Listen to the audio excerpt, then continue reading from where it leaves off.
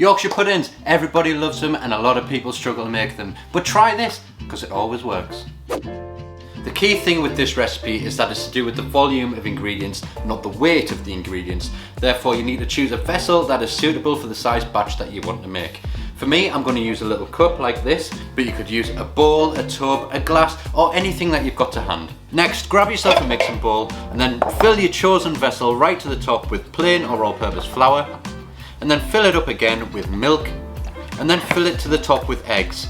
Add all those ingredients into the bowl and mix them until they're completely smooth. Now take your mix and cover it with a plate and place it in the fridge for a minimum of 1 hour to rest. But I do recommend making your mix the day before and leaving it overnight. Next, preheat your oven to 220 degrees C and season your mixture with salt and white pepper. Give everything a good mix together.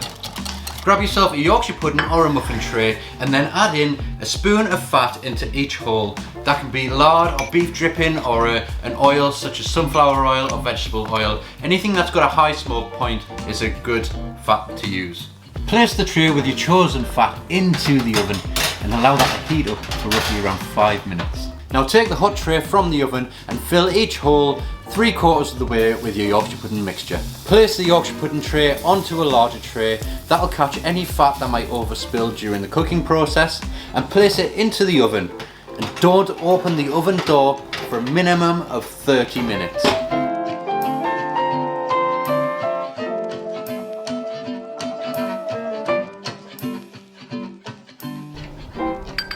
After 30 minutes, your Yorkshire puddings will be about cooked, but if you like them extra crispy, then don't be afraid to leave them in that little bit longer. All the rising will have happened within the first 30 minutes and they'll have set enough to hold the shape. So that's the Yorkshire pudding recipe that always works. Like, subscribe, watch this video, and I'll see you in the next one.